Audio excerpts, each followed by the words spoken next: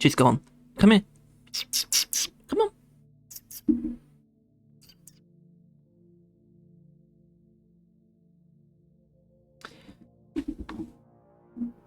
I can show you. Cat.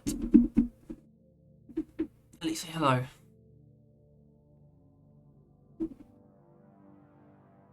Now she's gonna sit there. In front of the screen. Anyway, I don't know why I'm looking at the bull. Actually, I do know why I'm looking at the bulldog. That's fairly obvious. Because that's next week. Hopefully, much better than armor break module. Yeah. So welcome back to Overclock Showcase. If you watched the end of the last episode, you would know that we are facing an otherworldly threat, the abject filler known as armor break module. Sheesh. So we must just dive right in because I kind of want to get to the end of this one. My enthusiasm is effervescent. Armor break module is a clean for the smart rifle. All it does is give you armor breaking or more armor breaking damage at full locks. I think we have to let the cat out. Your first thoughts are probably, well, it's clean, can't be that offensive, and I would agree in some ways if this wasn't, first of all, obviously filler, and second of all, actually useless. Not 100%. Not 100%, more like 98.5%, because there's two big reasons why armor break module falls flat. There's the other massive reason, but that's more subjective, which is like, the weapon has better overclocks, right? One of the big reasons is one of those overclocks, which is Seeker rounds. Seeker rounds is awesome. It basically does everything that armor break module does, but better. And I think I don't think I'm going to have a problem keeping all this stuff in my head when it comes to commentary. So I think it's better to just get on with the mission and I can explain what's wrong with this thing as we go. But you do, so what you gain is, if I'm not mistaken, because I think it's the drills that have 10,000. I think this thing gives you 1,250% armor breaking factor at full locks. So yeah, you are getting through any armor that can be broken. It's not gonna do anything to an oppressor. Would be cool if it did. It breaks the oppressor's armor. Can you imagine? And that's all it does. So both builds factor in the fact that we're going to full locks, unstable lock mechanism. Now this one I should have tested with fear frequency. I'll admit that. I will. However, it doesn't matter because this one is this build right here. This smart rifle is built for swarm clear. I thought that because, you know, it's a clean, so it's not specializing for full locks in the way the Executioner is, and because, well, actually, that's pretty much the only reason why. I just thought I want to take advantage of the way the smart rifle was kind of pictured as like this thing that's going to lock onto multiple enemies and kill multiple enemies at once, and it does do that. So we have big ammo. Just overall, it's just going to be more like different things that we're going to be killing. Well, you know, for single target, you're going to want that. You know, it's a hefty damage upgrade, so for single target, makes sense.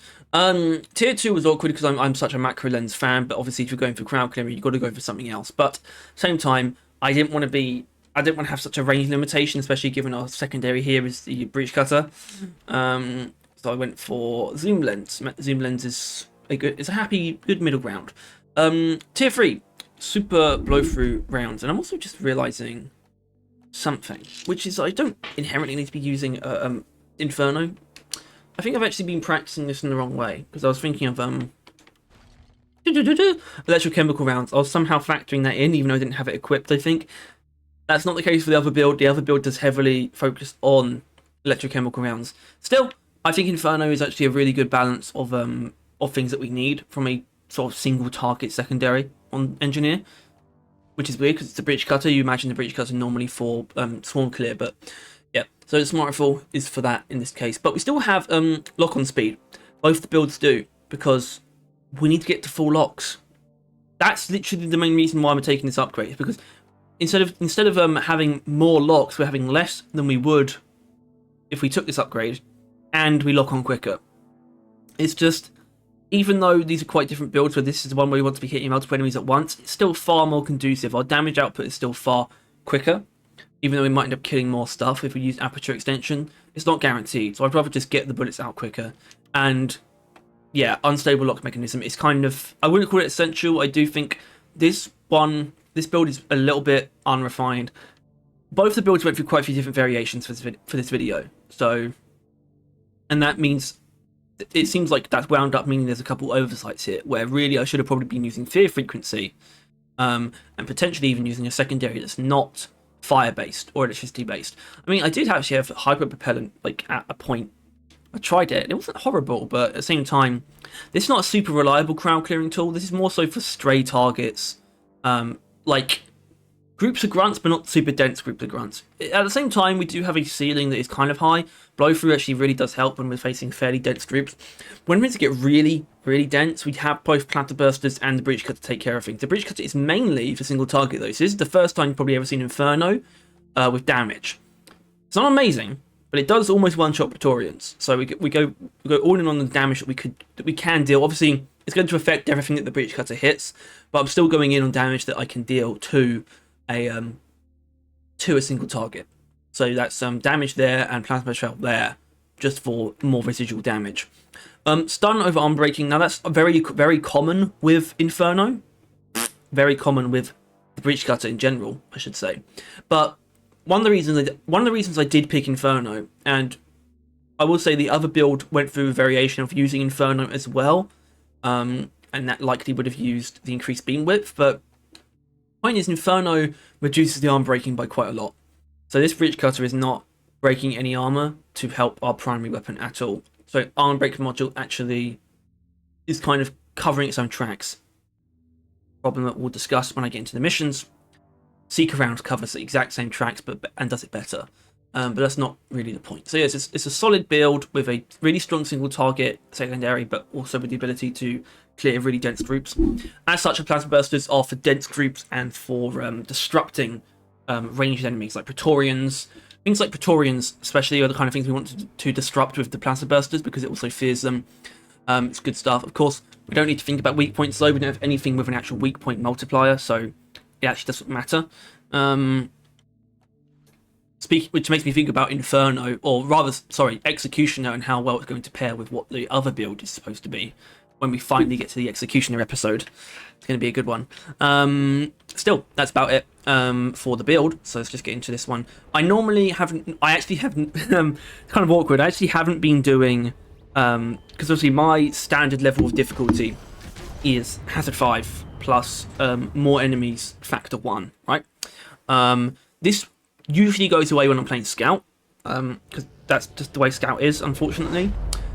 But it's also mostly gone away while practicing for this. The only reason I have it on this mission is because this is more of it's a point extraction. It's such a, a short point extraction is such a shotgun of a mission that I'm just going to go in guns blazing and hope that just through aggressiveness I'm going to make it out okay. Because, yeah, this is, when it comes to, well, it's supposedly our main crowd clearing tool in this build, the Smart Rifle. It's very light. It's not very forceful crowd clearing. It's going to take out maybe 3 or so Mac Terrors or Grunts at once fairly reliably, but when you start facing down true swarms of varieties of enemies, you're going to notice some pitfalls. Also, what a place to land, first of all. Right, I'm going to immediately get a turret down. Don't worry, I mean, obviously, I'm just realising all the talk about the heat in the UK is like a couple weeks before this actually comes out. But at the same time, who knows, it might be worse by the time this comes out. I just want you to know that I am not suffering too badly. I'm actually finding the heat more manageable than usual. And I think that's just through sheer will, honestly. Also, I think the Inferno is going to be slightly better against Praetorians than usual because of them being Frost Praetorians in this case, which is actually something I specifically chose to not do for the other build. I want to make sure I'm not on Glacial Strata for the other build, and there's a very specific reason why, and you will probably see the reason why. The plan is for you to see the reason why. So.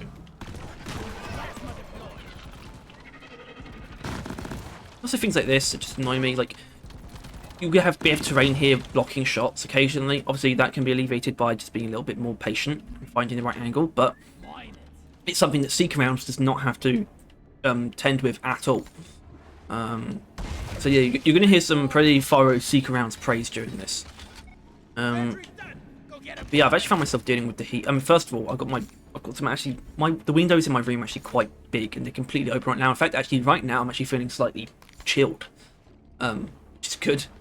But then, you know, I've actually seen, you get the usual discourse, right, of people like saying, oh, your weather's only, what is it, like 70 something degrees in Fahrenheit, or so we use Celsius, but it's like 70 Fahrenheit, that's supposed to be hot or something, is it? That's like cold summer. It's like a cold summer.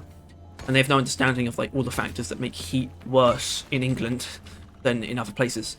And also just what we're used to, right? It's just like, it's just a weird thing to point out. You know, it's something to doesn't really justify the ribbing as much as they think it does. I feel like at the same time now I start to see people come around where it's like, oh, I've just been into the like London right now in the summer and actually understand. Now London's different though because I live by the sea, and living by the sea means you have coastal winds, which are actually a great source of ventilation and just overall keeping the air cooler. The water does that, so we're actually kind of in luck with that, really.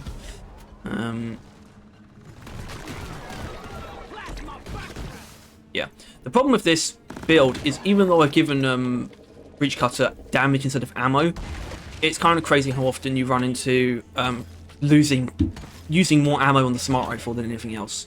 It's actually kind of annoying. It's such an ammo-hungry weapon, even like in a build where it should just shouldn't be, because for some reason you just don't get that many enemies that really demand the Breach Cutter.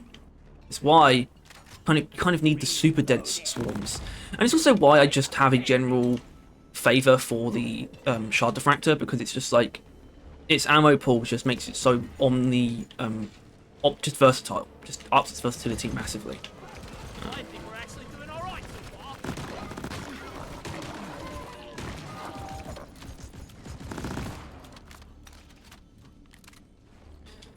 But one of the reasons we're using the Breach Cutter is actually enemy disruption. Actually, the only way to really give the Shard Diffractor anything that disrupts enemies is through Plastic Catalyst, because the explosions from the platforms cause fear, which is good. Because it is good. It's a very strong overclock, but that's the only way to do it. Unlike the Breach Cutter, where it has a stun upgrade that's very easy to justify taking. So that's pretty universal. And then, of course, the grenade launcher has it completely built in. The grenade launcher just has fear built into it that is very powerful, especially on direct hits. And, of course, it also has a stun upgrade if you are so inclined.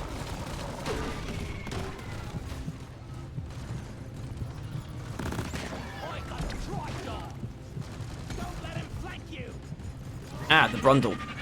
The primary target for Armor Break Module.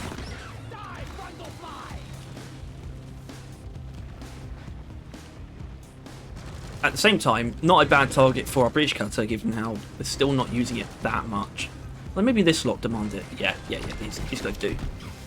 And this is where this build actually feels somewhat cohesive, because I guess it must be quite ammo efficient, given that I can somehow justify using the Breach Cutter in these situations, even though it's our single target weapon. So there's definitely something going on here, but the point I'm kind of going to wrap around to, pretty much in both builds, is that even if I'm onto something, it's not because of Armor Break Module that it's working. Armor Break Module is not the reason any of these builds have ground to stand on, and that is a major criticism. I have no favour for Armor Break Module. Now, I want to talk about I would say actually, technically speaking, the biggest reason it's bad, because the reason I'm about to mention is tied to the Smart Rifle's base stats. The Smart Rifle has a built-in armor break bonus. Some weapons have this. It's not the only weapon that has this. Some weapons even have lower armor breaking by default. Like the Burt, I think, is the main example of that.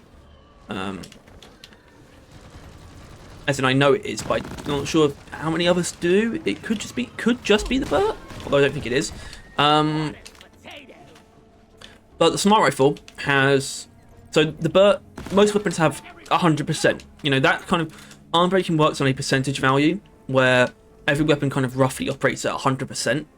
So that's kind of the basic value, and then it sort of goes up or down either way to show where you're at, right? And the BERT is at 50%, while the smart rifle is at 150%. So the smart rifle already has armor breaking built into it, which makes it pretty decent at just getting through stuff. Like, for example, if I were to I would not be too inhibited about using Executioner against a Brundle, for example, because it's going to get through the armor, and maybe it's going to take maybe 3 shots to pierce the armor, and overall that's worth the trouble. Unless I have like an armor breaking shard diffractor, that would work just fine as well. But so it has the armor breaking built in. Obviously, it's not all the armor breaking that you need, but at the same time, armor break module is an overclock, so you're not getting the benefits of Executioner or Smart Trigger or Explosive Chemical Round, so that's different. That's different. You're not getting the benefits of these things as well, you're just taking armor breaking.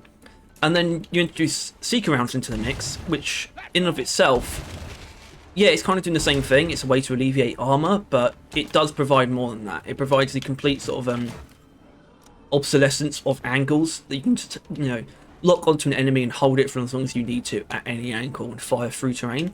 And the ignoring of armor, even though armor break module's value is so high, ignoring armor is still going to kind of net you more damage. And the main reason it does is not because it gets through the armor that armor break module has to normally break. It's really just because I'm talking about total damage in a more theoretical sense, where we're looking at enemies like oppressors, particularly oppressors and dreadnoughts, you know, bosses like dreadnoughts, where Seeker Round is just going to go straight to the, you know, it's just going to go straight to the health. Not automatically the weak point, but it's going to go straight to the health, you know, from any angle. And that's just infinitely better than whatever armor break module was doing, because of the fact that you need to get to full locks. Armor break module is pretty much killing whatever you're shooting anyway. And even if it's not, engineer secondaries, if you're building them for single target, chances are they're not going to be too worried about armor. The only exception would probably be hyper propellant, but I think you can justify taking armor breaking with that anyway, personally. And so what that kind of means is it doesn't really serve a utility purpose either, of like breaking armor to help other things. So you might as well, if you're having a problem with armor on the smart rifle, you might as well just be using Seeker Rounds anyway.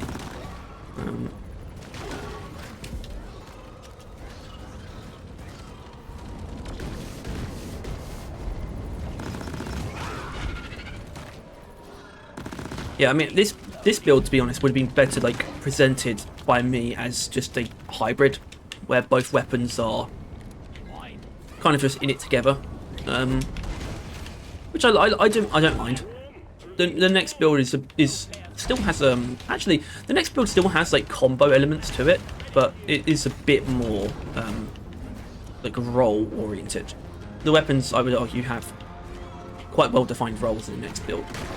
So there must be a bit more nitro. I need one more bit of nitro. Now I can head back comfortably.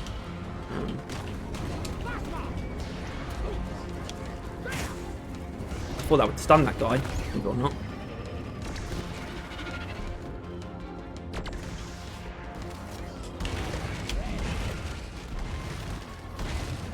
I made a platform.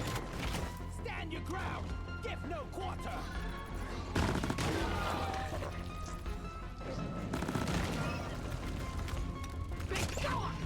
And of course, something Seeker Rounds has is like passing through enemies as well. It doesn't damage the enemies it passes through, but it still finds its target no matter what. And when you take Seeker Rounds away, when you're not using Seeker Rounds, that's kind of what the blow-through upgrade is for. It took me a while to realise this. Obviously, in this case, we are kind of using it to hit multiple enemies at once, and that is obviously an intended use, but the blow-through upgrade on the smart rifle is really there to help your bullets go to their target through enemies that might be getting in the way.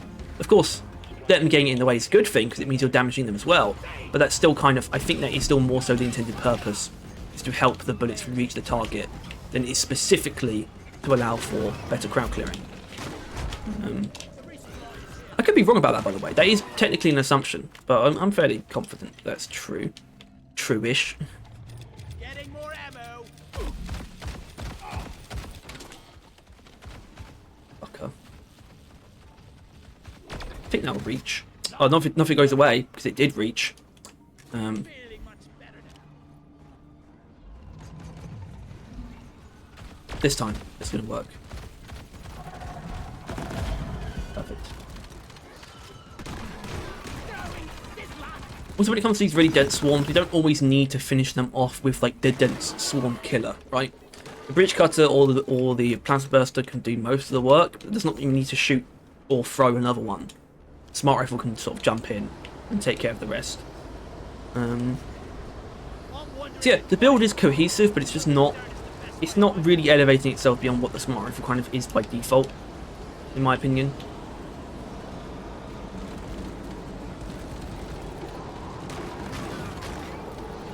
And I think in a game like Deep Rock, I don't find like this auto aiming to be a huge benefit, really. Especially in a swarm scenario. I think it's good for like tracking more so single targets. I think that's where the tracking really kicks in as a useful aspect of the weapon. I think in swarms, I'm not too bothered. Like tiny enemies, I guess it works, but it's also not super ammo efficient against tiny enemies. Obviously, it does them in one bullet. Now it's like, you know, shredders, shockers, swarmers, all one bullet, sure. But it's still like not great when you look at how much ammo the smart rifle actually has.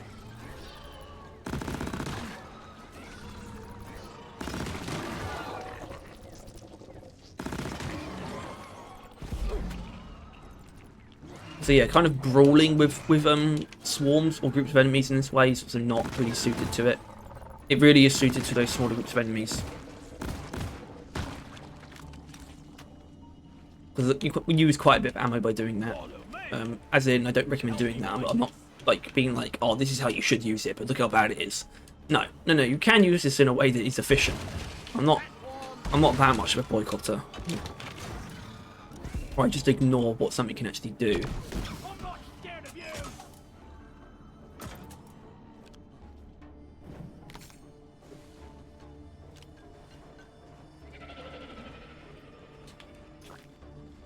Oh yeah, I just realised. So I think my birthday would have passed by the time this comes out. Reached the ripe old age of 35. No, 22. Oh god. Okay, great. Listen, I'm not going to say exactly when my birthday is, but I think I know it would have passed by the time this comes out. Which doesn't really make sense because I'm pretty sure we've done stuff on my birthday before on the channel. I think? Maybe once? Definitely not last year, but still, it's possible. We've done it before. Mine. I was born ready.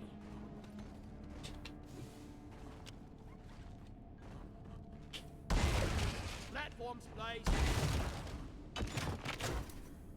Well, I suppose at this point, I've kind of got all of the arm break modules stand out the way.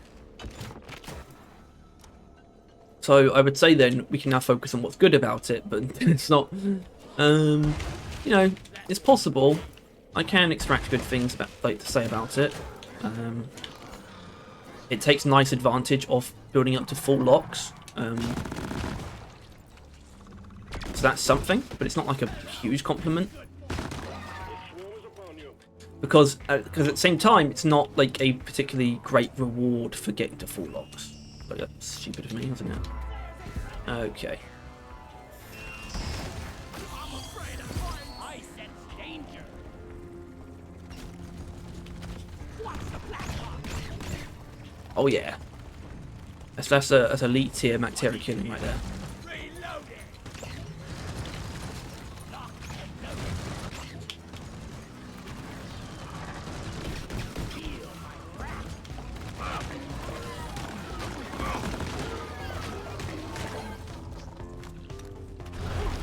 Oh. Oh.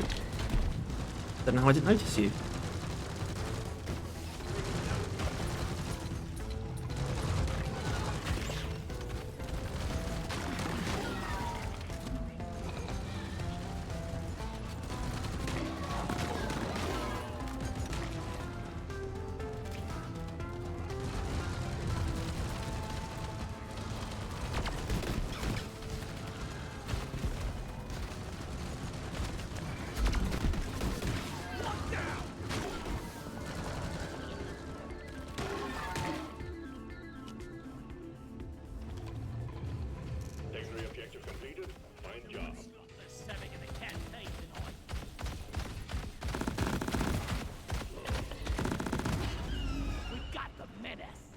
let's try and get down to literally 0 ammo.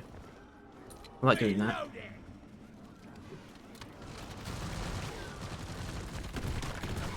Plasma grenade. Almost.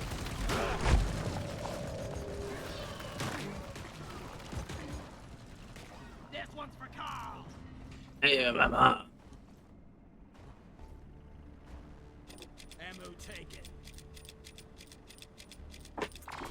Yeah.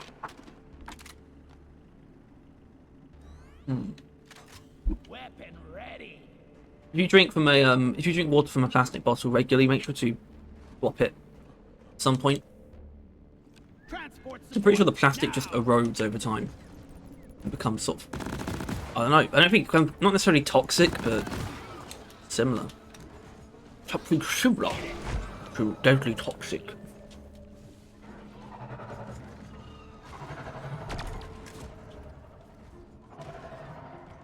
Oh. You all survived. How dare you?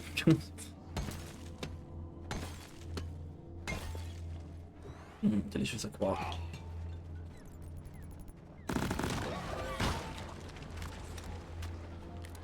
Don't know why that fucker survived. Stuck on this, you freak. No flares ready. Okay. Okay. Born ready. I'm Pepe the King Born, huh? Oh, that compressed gold is just over there by itself. Probably gonna stay that way. Not too fussed.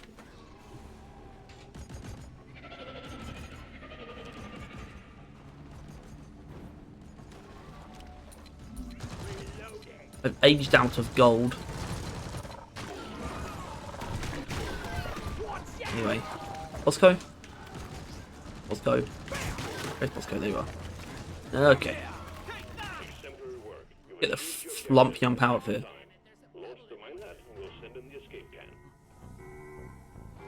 I'm coming with you. I'm failing to do it. Why have I don't normally struggle doing that. It's such a simple thing I've never struggled with before. You know what they say, when you age, you start to lose yourself. Ready to kill some more crates.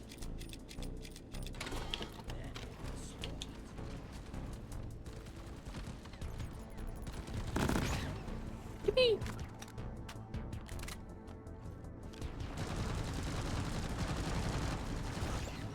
Reloading.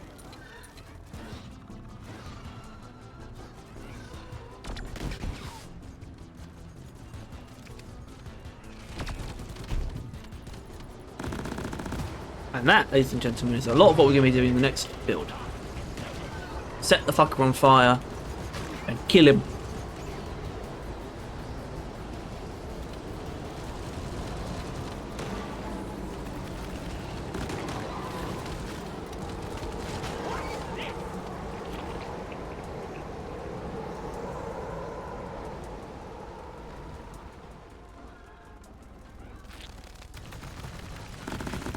Die, five.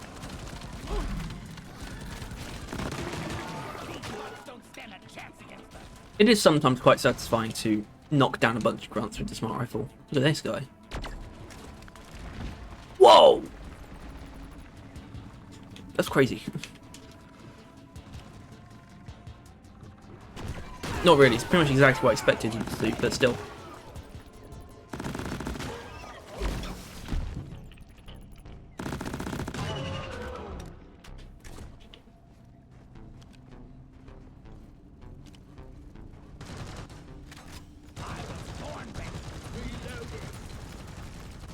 Keep it together. Drop pod is en route.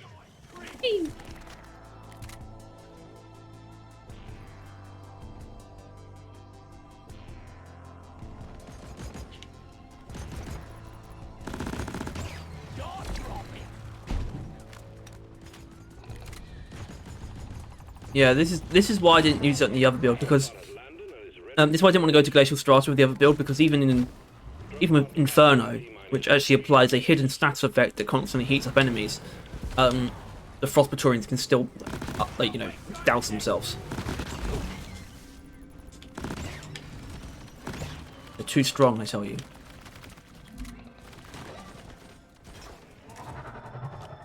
Wow.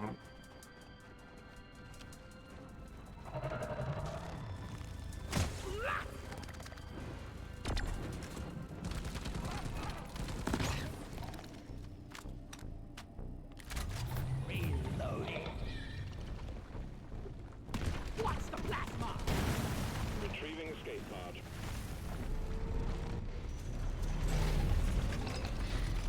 Oh yeah, I'm recording. At least it went kind of well. Which is obviously always a bit of a conundrum for me when we're using an overclock that I'm not like a big fan of.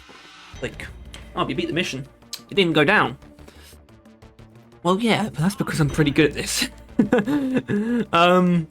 No, it's fair, and honestly, it has something to do with the fact that, frankly, Smart Rifle is really just not a bad weapon. I think it used to get a bad rap. I certainly gave it one myself. But it's got a lot going for it. It's just got a lot of decent power. I still think it's got an ammo problem. I think the fact that they haven't addressed that is a little bit odd, but you know, it's like kind of at the point where don't know when they would now until like, you know, season 6 or whatever it's going to be. Golden bugs, not with more enemies, which is a bit okay. No, you know what, I think if I'm doing that, I should keep the conditions the same, shouldn't I?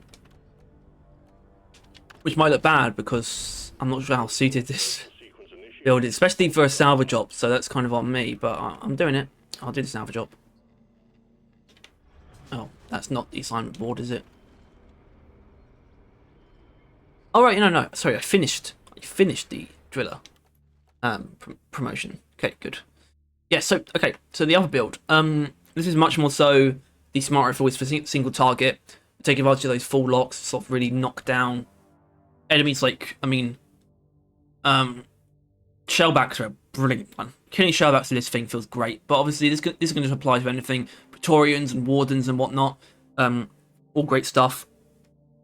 I always find Wardens a bit weird though, because obviously their weak points are very vulnerable. And the chance of you hitting everything with a locked burst on the weak point very low. You're much better off just shooting the weak point like straight up. At the same time, we get our bonus damage at full locks, but at the same time, again, we get bonus damage in a couple other places. We get damage here in our actual tier 1 upgrade. Got the damage macro lens to help us focus on singular enemies, obviously.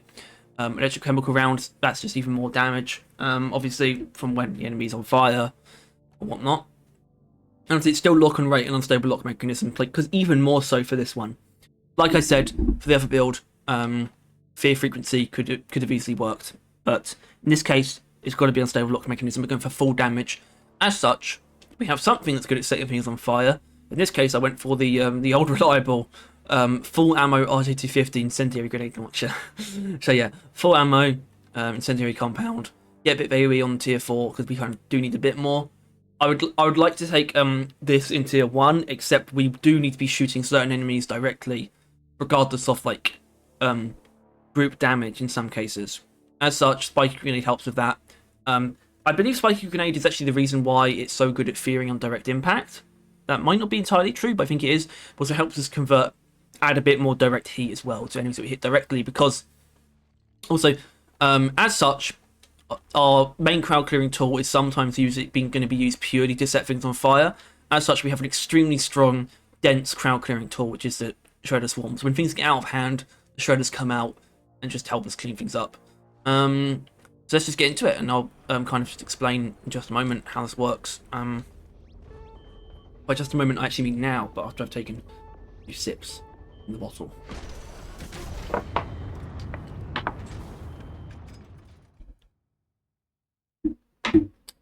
So yeah, I needed a secondary that was good at setting things on fire, and it's an AoE tool. Inferno obviously comes up. A lot of different EGL builds come up. The Shard Diffractor comes to mind. Volatile Impact Reactor, the Magma Overclock. Very good at this. It is. It was absolutely a valid way to go. The reason why I didn't go that route is because I found myself... this is kind of the smart rifle working at sort of full like lock time, if you know what I mean, or at least not exactly, because we actually are obviously taking away some of that time that it takes to lock on with an upgrade, but it's not like Executioner, where Executioner is even less locks, so it takes even less time. Here we're dealing with having 12 locks to build up before we can really shoot. And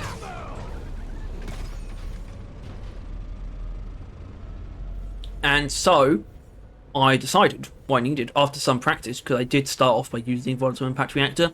I decided I needed a secondary that can disrupt groups of enemies, because our smart rifle can't do that. Our smart rifle builds up a lock without doing anything else. Whereas our grenade launcher here, it sets things on fire, it kills groups of enemies, and also disrupts groups of enemies with its fear factor. It's a really good partner to a smart rifle, where it doesn't really do those things. And RJ250 is really... Yes, I am abusing the fact that RJ250 gives you way too much ammo, but the reason is because of how often we will be also just shooting an enemy directly to set them on fire, rather than focusing on a group. Because it is a support tool as well. It's there to help the smart rifle achieve its highest damage possible. And there's so many cases where that's so satisfying. Spitballers are a wonderful, wonderful example. And I hope we will run into some. Very likely will, given this is a salvage operation. In fact, very likely will, because this isn't an industrial sabotage. Industrial sabotage actually stops normal stationary enemies from spawning. So I think except cave leeches, but even then I'm not 100% sure about that, but everything else for sure. So spitballers, barrage infectors, brood nexuses, scale brambles do not spawn industrial sabotage. But I think in pretty much every other mission, the chances of you getting a spitball infector are like, maybe a short egg hunt is the most likely to not have one, because it can barely fit in the cave. Oh, look, here are some enemies. Oh, it's more than I thought. So, this is a brilliant case where we're absolutely going to use the Praetorian as a sort of focal point for our damage. So that worked tremendously. Obviously, these enemies will mostly die over time. Actually, going to drop one more grenade, though, directly on the guard. But yeah, for the most part, we actually were able to hit a lot of them with the same shots that we were hitting the Praetorian with, which is actually, that's exactly what you want. So that is gold. When the grenades are setting something on fire but still taking care of a large group of enemies at the same time. So that was actually essentially a showcase of this build kind of at its best, or sort of when it's at its best, the situations in which it's at its best, because I maybe could have played that a tiny bit better. I could definitely have avoided taking any damage there, because of course it is RJ250. It is the rocket jump 250, and of course I hope people understand at this point that the reason why the RJ250 is overpowered is not because it gives you too much ammo, because it gives you ammo so you have ammo to use for rocket jumping. The reason why that's overpowered is actually because of Incendiary Compound, because Incendiary Compound can basically set grunts on fire at any amount of damage. It doesn't really matter that RJ250 lowers the damage, it can still set on fire any number of grunts within its radius. So that just makes the ammo very powerful. Without Incendiary Compound, RJ250 can't kill anything at all. But so it's a combination of those two things that makes it strong, not just the fact that you have loads of ammo. That is not technically inherently a problem. It's something else on the grenade launcher that makes that problem. Which is why... Oh, there's something. There's a barrage infector.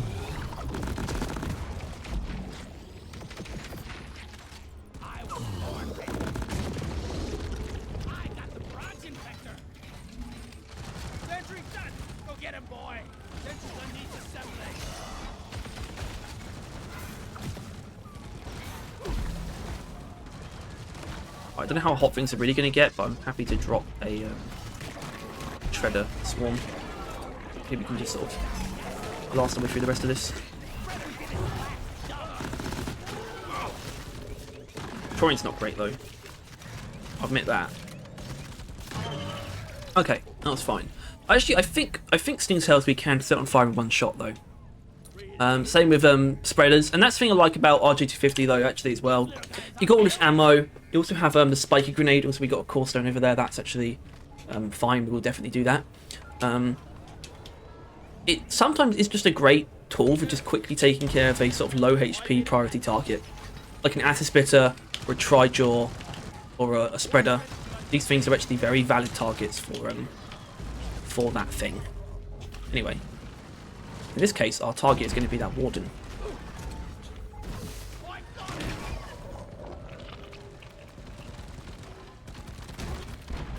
Okay, I should just stop, shouldn't I?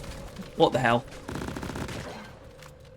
And yeah, it's not easy to bend your grenades to hit a warden's weak point. I could do it with patrol bots actually, which I did yesterday. I think I was actually quite proud of myself. It's pretty difficult to bend the smart rifle bullets into a patrol bot's weak point if you're using macro lens and not using seeker rounds. But I can do it because I'm that good. They call me the Phantom Trigger for some reason.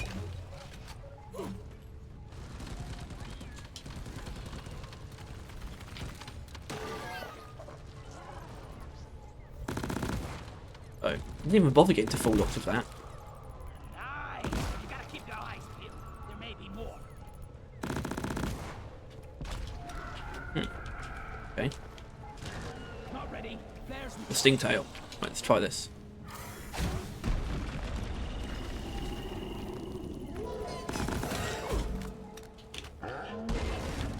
platforms, place. Fuck. Missed. Reloaded. I got the acid spitter. You can all thank me later.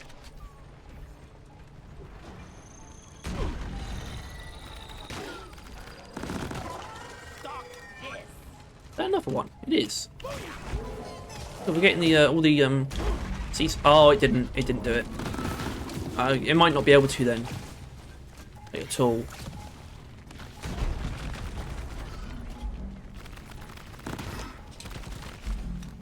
My apologies, everybody.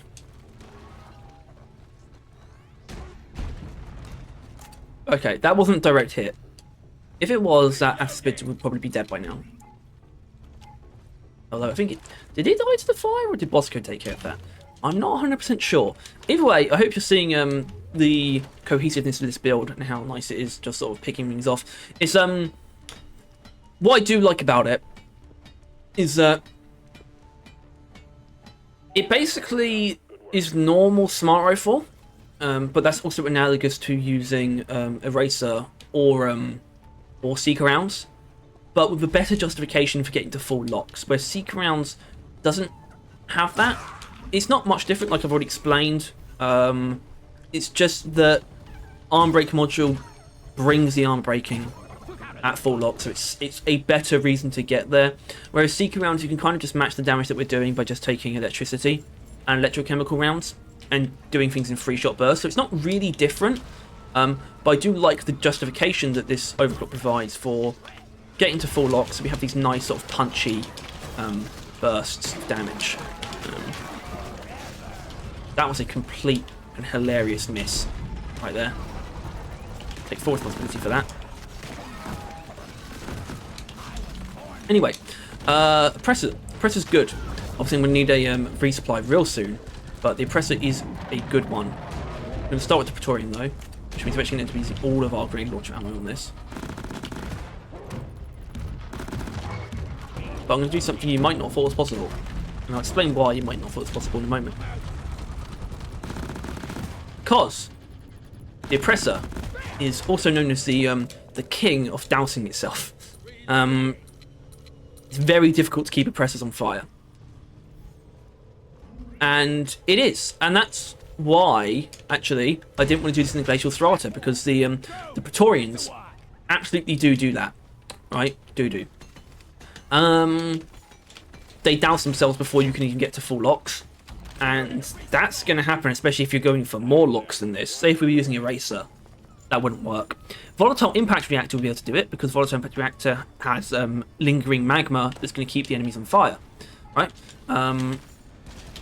But this doesn't. This is not a huge amount of heat per shot, and it's the oppressor. Oppressors, they douse themselves quickly. So I'm pretty sure the only reason I'm able to do this is because I built up to full locks and let go of the trigger the moment I did. So it really is timing, but it is possible, and it makes killing oppressors very, just very neat, basically. Very tidy. It's a great way to do it. Also, this thing, which I will do, but I guess there's not much reason to do it on the screen. Because it's just ever nice.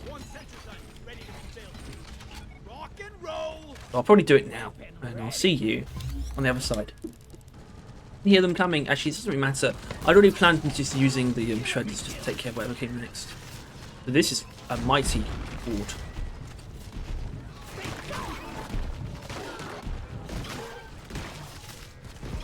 So you notice whenever there's more enemies +1 on, a lot of guards. And that's because more enemies also increases the number of veteran enemies, or rather how many non-veterans are converted into veterans. So there's always more guards and slashers as well. Which is weird because it doesn't stop me from still like having tremendous amount of favour for more enemies, or what's it actually called? It doesn't tell me there. It's still definitely the best factor for Hazard 5+, but I don't know if that's how it really should be. I think the fantasy that you're sort of tapping into by adding more enemies is just more and more grunts, just squish, right? Still, it is overall still like the best thing that Hazard 5+. It's great, but it is slightly odd. Anyway, I did say that I wasn't going to show this, so... Oh no! Zombies are coming. Oh, it's 2 sting tails. Now, I'm sure I have set them on fire before. Single direct shots. Okay, no. No, I think... okay, that's confirmation, I think. Damn. Not that we need it. You know, it would save a bit of ammo, but we're still one bursting them. So... And that's something... That is actually... probably a very understated aspect of what does make the smart rifle interesting is... It essentially adds a new type of breakpoint to consider, which is whether or not a single burst kills an enemy or not. And I like stuff like that. I really do genuinely find breakpoints extremely fascinating and like an engaging part of the... In fact, for me, they are the most engaging part of the meta of Deep Rock. I don't really engage with like the meta in that way, because the real meta discussions is really about like what's best for deep dives, or like all people using modded difficulties. That's the more active like meta discussions really at this point. But breakpoints is something that I always keep an eye on and consider pretty heavily for these videos. Although I can't say I really looked into any specific ones for this one, but it comes up in a lot of these, especially like Praetorians. Praetorians and Grunts are like the 2 biggest breakpoints that I tend to focus on, if it's kind of something that's going to help me decide how to use something.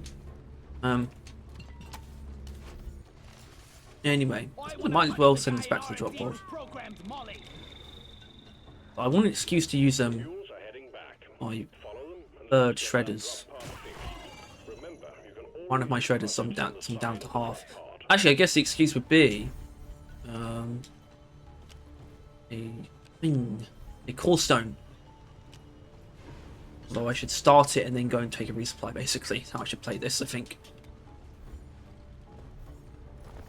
The core stones in this are actually pretty, with this build, actually make a lot of sense. You kind of just bursting the core stone with the smart rifle pretty much destroys a single like stage of it.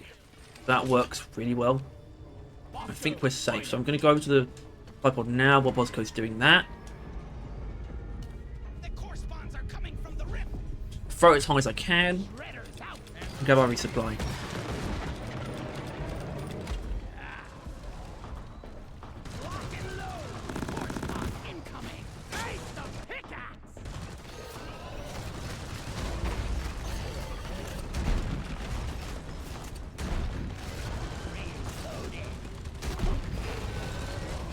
That should do quite well, actually. They will. The fire will feed itself with their flesh.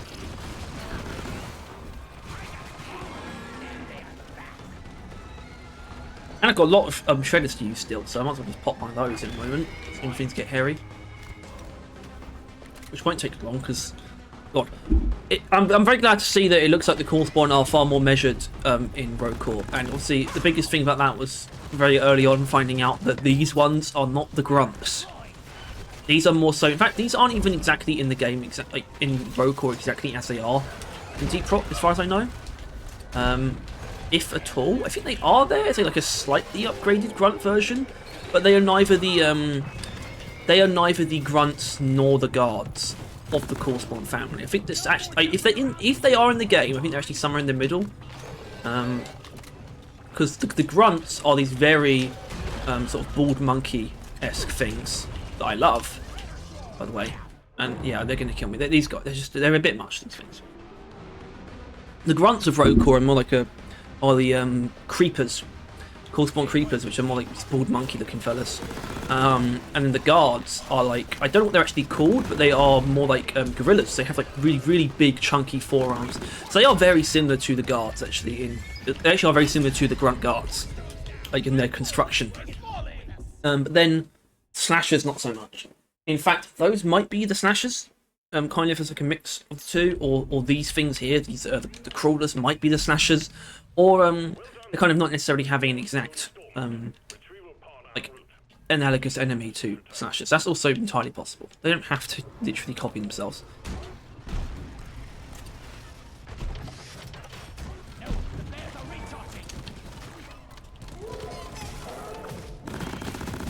In that case, we did not one burst it because I'm stupid.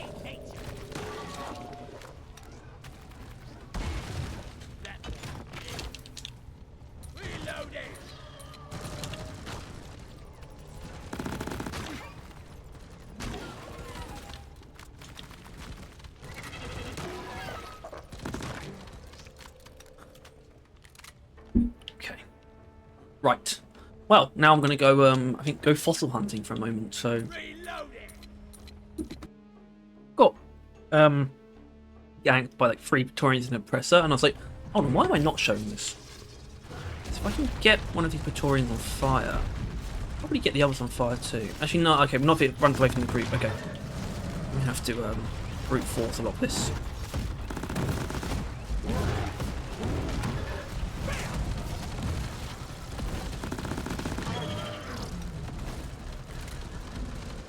Right, you guys can stop that. Shooting the oppressor.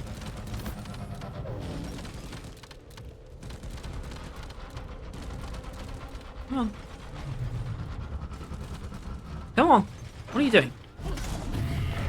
Piece of shit.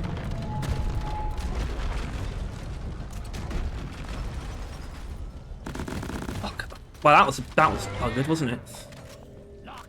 I essentially went the opposite way the earlier one did. That's because kind of what the 2 different attacks allow. Shockwave attack is much shorter, so it kind of gives you less of a window to do stuff in. And also, actually somehow struggling to find these fossils, so I'm gonna do this for now. I can still find them later.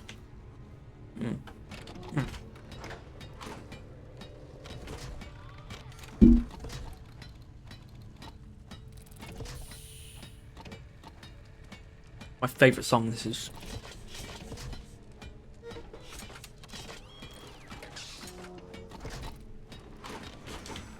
So make sure I've got some kind of defences set up.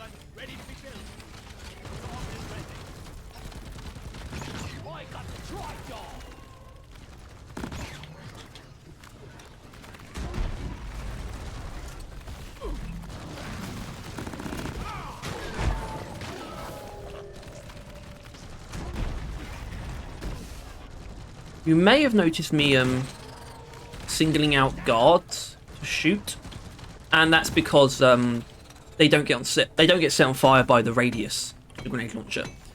The only way to set them on fire from the blast is to do it directly. I see that there's a good chance of getting set on fire through heat propagation if they're in a dense group of enemies, but the only way to guarantee it is to hit them directly. And I can do that. So it gives you a good thing to focus on. It's like the center of the grunt group as well. Ready.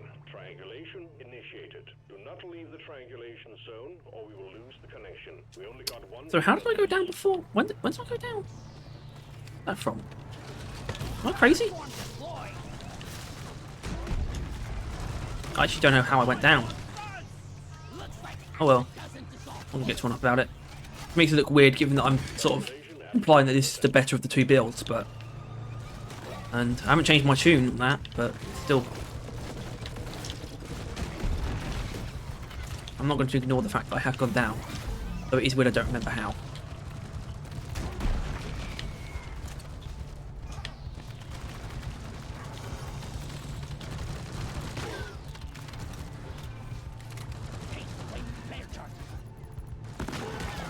Triangulation at 75%, almost there. Drop the damn acid spitter. You.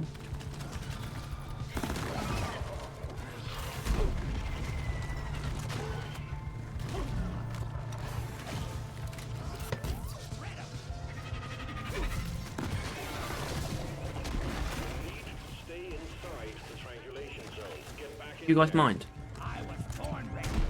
Wow, okay. Leave the triangulation zone. We're losing you. Alright. Good. We're in Triangulation zone. we're in salvage up fumble mode. Triangulation zone. We risk A common issue that default players face.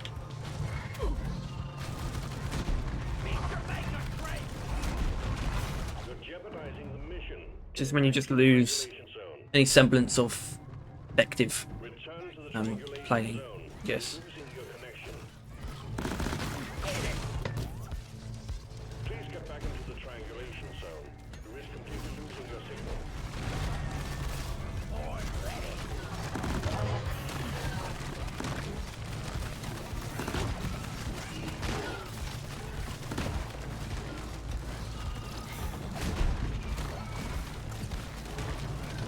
You're jeopardizing the mission. Get back to the triangulation zone.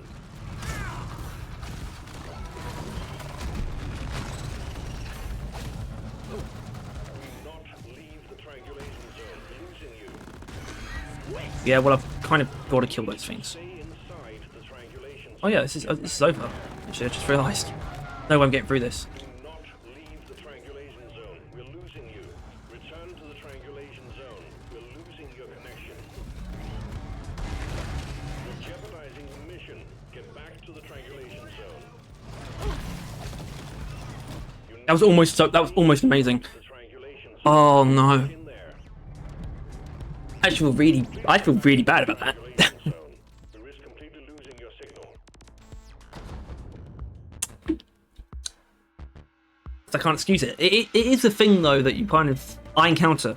It's essentially salvage up fumble mode. You just suddenly, even though you probably do have the tools to overcome things, because you're getting overwhelmed. You suddenly, you sort of become aggressive but without focus, and it just doesn't work. So I apologise for that. I suppose it helps my case that I've kind of been mostly down on arm break module during this video. So I guess I win in the end. Not that I'm too happy about it. So that was arm break module. A clean but somehow relatively detrimental overclock, because it's competition. It's not just a competition's better, it's just that you have competition that does exactly what it does but better as well. And it's also providing so little. It's providing something that the weapon already kind of provides, and it's taking up your overclock slot to do that. It's not that it doesn't make it better at doing that thing, it does make it better at arm breaking, but only at full locks, and on a weapon that already has a higher than base arm breaking multiplier. So yeah, this is actually an overclock that I don't particularly recommend, especially if you have Seeker rounds. And frankly, overall, Eraser would be a better choice as well. Obviously, the Smart Rifle has that thing of its overclocks are all quite specific, right? Just because I would say maybe don't use arm break module does not mean you're going to be suited to explosive chemical rounds or Executioner, even Smart Trigger. Smart Trigger maybe less so. It's pretty easy to get used to, but still, it's because the base Smart Rifle doesn't exist in many of the overclocks, because even the Seeker rounds kind of slows it down. Longer reload time, slower rate of fire. But Eraser, yes. Base weapon, yeah. Use armor break module, sure. It's better than nothing, but that's all. That's all it's got. And that's that. So, if you enjoyed this episode of Overclock Showcase, please make sure to like and subscribe. If you hold on a second. If you want to see more stuff like this, or want to see more of these, and you want to stay until very famous through Deep Rock and Roll Call, then also click that bell. And as always, thank you to our member, Boxfox Scoop, for supporting us. Now it's time to find out what next week's Overclock will be. So, if you keep track of things in the way that I do, which you shouldn't because I'm making the videos, Bulldog is next. And I think this should be fine overall because the only Bulldog Overclock we've done so far is Chain Hit, the worst thing on this weapon by far. So, it should be fairly smooth sailing. If you don't know how this works, we number the overclocks on the weapon from top left to right, top to bottom. So we got 1, 2, 3, 4, 5, 6. 1 is out, so we're actually working with 2 to 6. So we bring up the Wheel of Fortune, because that's beautiful, isn't it? To find out what next week's overclock is going to be. I don't have preference here, like genuinely. I know what could be nice. Oh wow, that's what we call a big turn. If you were paying attention to the numbers, you know number 3 is this guy. It's volatile bullets, aka the most notorious overclock on the Bulldog. I'm hesitant to say most powerful, but definitely the most unstable, even though it's balanced. Don't know how this thing's balanced. Yeah, there it is. Volatile bullets. That's going to be fun. It's an easy one as well because obviously it's going to be minigun and hurricane. You know, it's just going to be that way. So, you're looking forward to that. You can tune in next week. For now, I need to find a first of all make sure I'm not going to get copyright struck, and find what beer suits Armor Break module the best. I think I did Leaf Lovers last time. I think or something. So maybe not Leaf Lovers again. Armor Break, Armor Break, Armor Break, Armor Break, Armor Break, Hidden Dwarf. The thing is, I think if you're solo, it doesn't do anything. I feel like if it's, I would prefer that it turns you into an object at least in solo. That would be the most fun thing for it to do. But yeah, and you're kind of just stuck like this until you throw all of the balls.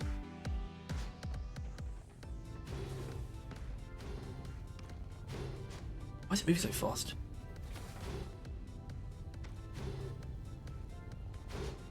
Let me go back to normal. Anyway, that's it. See ya.